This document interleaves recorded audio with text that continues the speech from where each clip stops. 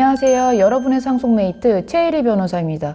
오늘 말씀드릴 주제는 상속재산의 과실은 누구 것일까에 대한 부분입니다. 과실, 너무 어려운 표현이죠. 실수했다 이런 과실이 아니고요. 여기서의 과실은 열매를 말하는 거거든요.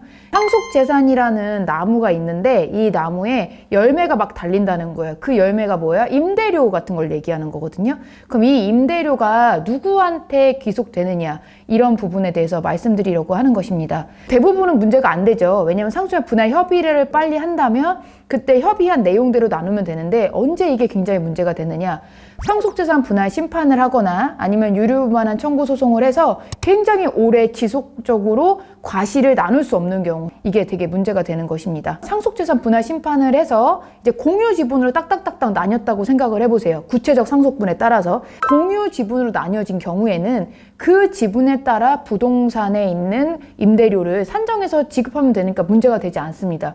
근데 한 사람은 부동산을 전부 다 소유하게 되고 우리 상속인 중에 다른 사람은 현금으로 정산받는 경우가 있습니다. 그러면 이 현금으로 정산받은 이 사람은 이 상속재산에서 나온 이 과실을 취득할 수 있느냐 이에 대해서 문제가 되고 있습니다. 대법원에서는 분할의 대상이 된 상속재산 중 특정 상속재산을 상속인 중 1인의 단독 소유를 하고 상속재산을 분할한 경우 그 특정 재산을 분할받은 상속인은 그 상속재산의 과실까지도 소급하여 그 상속인이 단독으로 차지한다고 볼 수 없다는 것입니다. 구체적 상속분의 비율에 따라 이를 취득한다고 보는 것이 타당하다. 간단히 얘기하면 현금으로 정산받은 사람도 정산받을 때까지 이 구체적 상속분의 비율만큼을 부동산에 있는 과실, 임대료를 받을 수 있다. 상속 개시 시로부터 현금 정산을 받고 떠나는 그때까지의 임료는 이 구체적 상속분으로 현금 정산한 그 사람도 가져갈 수 있다. 이렇게 보시면 되겠습니다. 그러면 유증을 받았을 때의 과실은 누구 걸까요? 유증은 포괄유증이랑 특정유증으로 나뉘는데 포괄유증은 뭐냐면 유언장에 전 재산에 대한 내용이 써 있으면은 그것이 포괄유증이고 특정유증은 탁탁탁 찝은 거예요. A 부동산은 누구한테 주고 B 부동산은 누구한테 주고 라고 했는데 C 부동산이 남아있는 거예요. 아예 그거에 대해서는 유증한 적, 유언에 작성한 적이 없거나 금융재산이 굉장히 많은데 그 부분에 대해서는 유언장에 작성한 적이 없다. 이런 것을 특정 유증이라고 부르는 것입니다.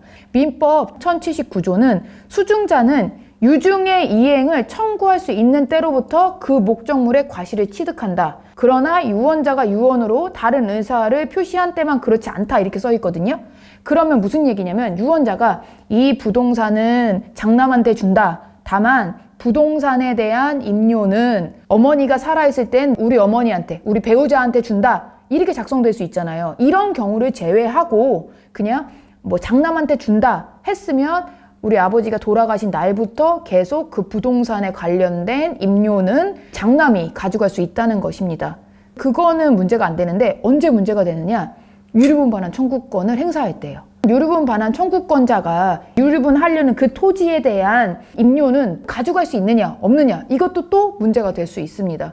요거에 대한 대법원 판례 입장도 말씀을 드리겠습니다. 중요 내용만 제가 지금 말씀드릴 거거든요. 대법원은 반환 의무자가 악의 저무자라는 사정을 증명하지 않는 한 반환 의무자는 목적물에 대하여 과실수취권이 있다고 할 것이어서 유류분 권리자에게 목적물의 사용 이익 중 유류분 권리자에게 귀속돼야 할 부분을 부당이득으로 반환할 의무가 없다. 이렇게 얘기하고 있습니다. 되게 어렵죠, 이 말이. 무슨 얘기냐면 유류분을 청구를 내가 했어. 그럼 유류분을 반환할 의무자는 계속 내 걸로 유증되어 있으니까 그 임료를 받고 있을 거 아니에요. 그럼 이 사람은 악인은 아니라는 거야. 이거 내 건 줄 알고 계속 받았다는 거잖아요. 그래서 유증을 받으신 경우에는요. 유증을 받고 그럼 상속 개시 시로부터 상대방이 유류분 청구를 할 때까지는 내 거야. 사실 그냥 다 내 건데 유류분 청구를 하면 그때부터는 이거 내 거 아닌 거 알았잖아요. 그때부터는 상대방한테 줘야 되는 임료가 된다는 것입니다. 요렇게 사실은 임료 가지고까지 싸우는 경우는 언제냐면 정말 오래 소송하는 경우가 그래요. 그 기간이 오래되기 때문에 그 임료가 클 때가 있거든요. 그래서 이럴 때 많이들 다투는 부분이기 때문에 제가 말씀드려 보았습니다. 오늘의 영상 도움이 되셨길 바라겠고요.